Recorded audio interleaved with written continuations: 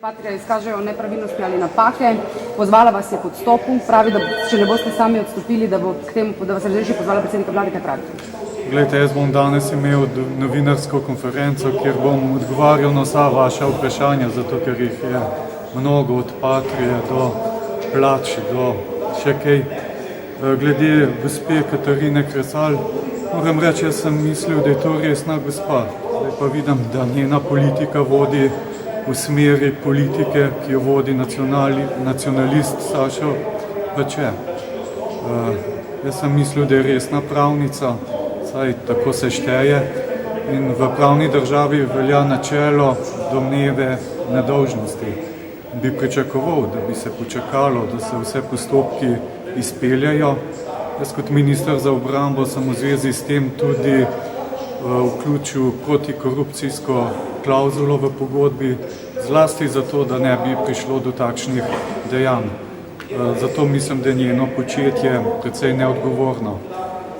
In tudi je res, da včeraj, ko sem gledal poročilo in videl dva zaskrbljena obraza, en zaskrbljen obraz je bil obraz predsednice LDS, drug zaskrbljen obraz pa je bil obraz poslanca Antona Anderliča, kaže na to, da imajo resne težave, in glede na to, da je res težko vsak dan gledati, kako ti kakšen član stranke LDS odide v stranko Desus ali pa v kakšno drugo stranko, razumem to zaskrbljenost in tudi to ofenzivo.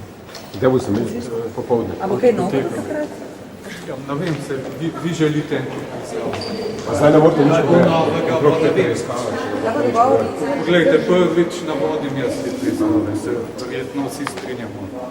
To preiskavo vodi finski preiskovalni organi, tako da jaz o tem ne morem nič povedati. Lahko bom pa marsikaj povedal v zvezi s temi pobudami za odstop in še kakšno rečki v zanimljivo. To se hodo vprašati, ali znotraj obrambe, recimo, glede na to, da so te službe vaše spremljajo te stvari, a zdaj tudi koga kaj vpraša, kaj bo preiskava znotraj policije?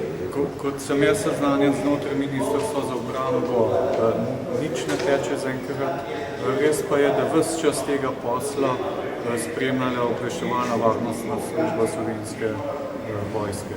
Tako da je treba počakati, da neodvisni finski preiskovalni organi storijo svoje, potem na podlagi tega bomo lahko ugotovili, ali je potrebno ukrepati. Bojim pa se situacije, če bojo finski preiskovalni organi ugotovili, da je vse v redu, potem ne vem, bo predsednica Kresalova odstopila, ker na tak način vlad imajo dobre vmisli. Ste o tem govorila s premijerjem Janšuška v zadnjih dneh? Ne, nisem. Sam še to, da sprašam, da so mogoče ministre imate, ker pa policija pa potrjuje, da ne bi nekaj informativno. Poglejte, jaz ne želim vplivati na delo drugih organov, kot sem povedal. Mi smo pač dali to protikorupcijsko klauzulo v pogodbi, ki ščiti naš interes, to se pravi davkoplačevalcev, če je prišlo do takšnega dogodka. Sam bom pa seveda odprto sodeloval z vsemi organi, tako finskimi kot slovenskimi, če me bodo za to zaprosili. Zaenkrat pač te prošnje še ni bilo. Kdo pa mislite, da bi bil lahko korumpiran, oziroma kdo ne bi dobil televizije, isto sploh? Poglejte, jaz na to zelo težko odgovorim. To bodo finski preiskovalni organi ugotovili, morda skupaj s slovensko policijo. Bojim se pa situacije, če se bo ugotovilo, da iz tega ni nič.